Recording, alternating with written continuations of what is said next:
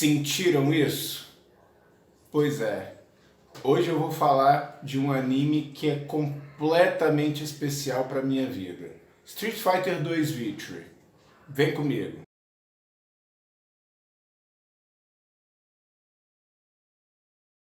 Fala pessoal, meu nome é Bernardo Lopes e sejam bem-vindos ao Nerd Battle. Hoje eu quero começar uma série em que eu vou maratonar o anime Street Fighter Victory. Eu vou contar tudo o que acontece nesse anime.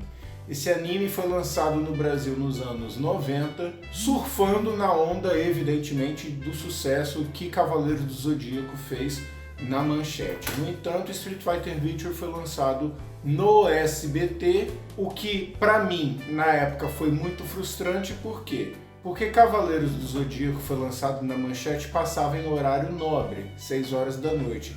Já Street Fighter Victory passava apenas nos finais de semana, o que quer dizer que demorava muito para a história avançar e, como era de praxe dos anos 90, ele avançava até certo ponto e depois voltava desde o início, até que depois de muito tempo pararam com isso e passaram ele até o final. Embora, ao contrário do que acontece com Cavaleiro do Zodíaco, Street Fighter Victory é um anime curto, ele tem por volta de 30 episódios. E eu vou contar tudo o que aconteceu nesse anime e mostrar o porquê que ele realmente foi muito especial para mim. Mas é claro que para fazer isso, vocês vão ter que mandar aquele meia-lua para frente soco no botão do like, se inscrever no canal e ativar o sininho para receber as notificações de novos vídeos, beleza?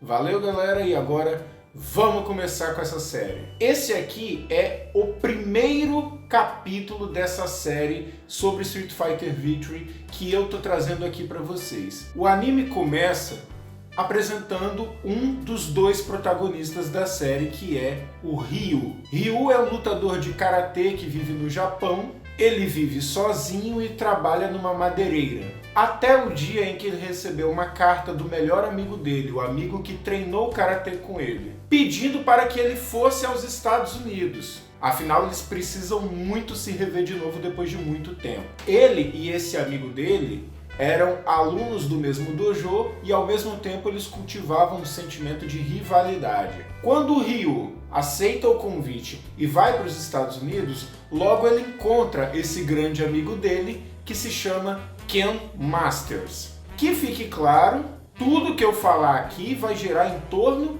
do anime. Eu não vou abordar a lore oficial de Street Fighter dentro dos games, tá? Eu estou falando exclusivamente do anime. Quando o Ryu reencontra o Ken Masters, o melhor amigo dele, logo fica claro uma coisa que vai ser muito comum durante todo o anime: as ostentações do Ken Masters. Logo quando eles entram na limusine e vão para a casa do Ken, eles passam por um muro e tem uma área extremamente arborizada que leva até a casa do Ken Masters. O Ryu pergunta se aquilo lá era algum tipo de parque público. No entanto, era apenas o jardim da casa do Ken, mostrando que sim, o Ken é multimilionário, se não bilionário. Mas isso não é mérito dele, isso é mérito do pai dele. O pai dele é um grande empresário, filantropo e que realmente acumulou uma fortuna enorme.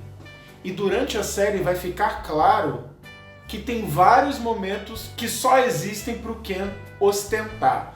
Tudo aquilo que não envolve uma boa luta, o Ken resolve rápido com dinheiro. Isso vai ficar muito claro durante a série. Nesse início do episódio é mostrado apenas o quê? O tamanho da mansão onde o Ken mora, o tamanho do quarto dele, até que o Ryu percebe que o Ken se tornou realmente um grande campeão de karatê lá nos Estados Unidos. Ele acumulou vários títulos. A questão é, o Ryu não veio para os Estados Unidos só para curtir a riqueza do Ken. Eles vieram para lutar. E é claro, o Ken quer arrastar o Ryu para essas aventuras dele. Eis então que Ken e Ryu resolvem pegar uma moto e ir para um bar. O detalhe é que Ken e Ryu nessa série, embora não pareçam, eles possuem 17 anos. Sim, eles têm 17 anos de idade e tem essa musculatura toda. O Ken é campeão de karatê e ele pega uma moto a hora que ele quiser. Mas é claro, né, tá meio óbvio porque que o Ken nunca é preso por andar de moto sem habilitação. Provavelmente ele suborna os policiais. Quando chegam no boteco, em mais um momento de ostentação, eles são barrados na entrada por serem menores de idade, porém o Ken dá um maço de dinheiro na mão do segurança e simplesmente entra. Já fica claro nesse episódio que todos os problemas que podem ser resolvidos com dinheiro, o Ken vai lá e resolve. Ele simplesmente tira a quantidade de dinheiro que ele quiser do bolso e dá na mão dos caras. Pois é, ele não usava cartão e, obviamente, nem Pix. Ele dava tudo em dinheiro. Só que quando eles chegam no boteco, fica explícito um outro lado do Ken. Eu acho que esse primeiro episódio mais fala sobre o Ken do que sobre o Ryu. Porque eles foram pro bar não pra curtir o bar e também não pra se engraçar com as garotas. Eles foram pra arrumar briga, pra lutar. Então, só pra provocar isso, o Ken dá em cima de uma garota que estava acompanhada de um militar que tinha parado lá para beber. Esse militar fica completamente pistola porque o Ken basicamente roubou a garota dele. E aí, aqueles militares que estavam lá bebendo resolvem comprar briga com o Ken e com o Ryu. E é claro, os dois dão um cacete nos militares, dão uma surra neles. Acontece que depois dessa bagunça toda, em que dois míseros adolescentes com seus golpes de karatê deitaram todos os militares daquele bar na porrada, aparece aquele que chegou lá para dar uma lição nos dois. O coronel da Força Aérea Norte-Americana, William Guile. Cara, quando o Guile chega, eu confesso pra vocês o seguinte, eu sempre joguei muito Street Fighter na época dos fliperamas. Só que o jogo não dava exatamente muito bem a ideia do quão enorme o Guile é. Quando o Guile aparece lá no boteco, cara, o cara é um armário, ele é gigantesco. E não só isso, né? Depois a gente acaba descobrindo que o Guile tem uma certa fama dentro da Força Aérea. Ele pergunta o que foi que aconteceu, por que os homens dele estão arrebentados no chão, e aí ele logo percebe que quem bateu neles foram o Ken e o Ryu. Quando o Ryu vê o Guile e percebe que, opa, esse cara tem potencial, é com esse cara que eu quero lutar, ele chama o Guile para uma briga. Essa foi a pior decisão da vida do Ryu. Cara, o Guile mói o Ryu na porrada. Nossa, ele arrebenta o Ryu. Ele quebra o Ryu na porrada, deixa o Ryu na merda. Mas o Ken não intervém. Ele meio que decide que essa luta é do Ryu. Ele não tem que se intrometer. E o Ryu parece que ele também não quer que o Ken se intrometa. O Ryu é valente, ele até consegue dar uns golpes no Guile, mas não tem jeito. O Guile vence o Ryu. E mais, ele vence o Ryu com um dos seus golpes característicos do jogo, Flash Kick. O Ken bota o Ryu na moto e leva para casa. O Ryu precisa se recuperar porque ele tomou uma surra gigantesca. Só que o Ken agora tá com o Guile entalado. Agora ele quer pegar o Guile, ele quer arrebentar o Guile. No dia seguinte, o Ken vai até o quartel da Força Aérea. É claro, né? Ele dá um jeitinho de entrar porque ele é barrado, ele não consegue entrar e, obviamente, ele não vai conseguir chantagear um cara da Força Aérea Norte-Americana. No entanto, ele resolve isso com um simples telefonema. Ele liga provavelmente para alguém da empresa do pai dele, que provavelmente cede muitos recursos, né, para a Força Aérea Norte-Americana, e assim ele consegue entrar. Lá dentro ele encontra uma mulher bonitona e essa mulher bonitona leva ele até o Guile. O objetivo do Ken é lutar contra o Guile. Ele quer quebrar o Guile na porrada para vingar o Ryu.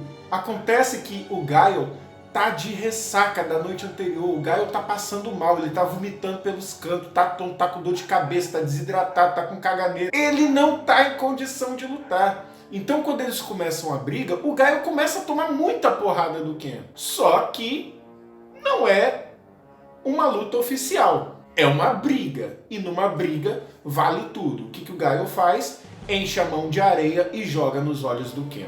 completamente cego, o Guile enche o Ken de porrada. Agora estão os dois na merda, né? Ryu se recuperando, Ken mais na merda do que o Ryu, provavelmente porque apanhou mais, embora a luta em si não apareça direito, mas o Ken de fato tá na bosta. Só que depois que os dois tomaram essa surra, eles acabaram percebendo o seguinte, que eles eram muito arrogantes. Eles estavam na zona de conforto deles, lutando contra gente da mesma categoria que eles. Embora o Ken tenha acumulado vários títulos como lutador de karatê, ele lutou contra gente que estava sob as mesmas regras do karatê que ele e na mesma categoria de peso do que ele.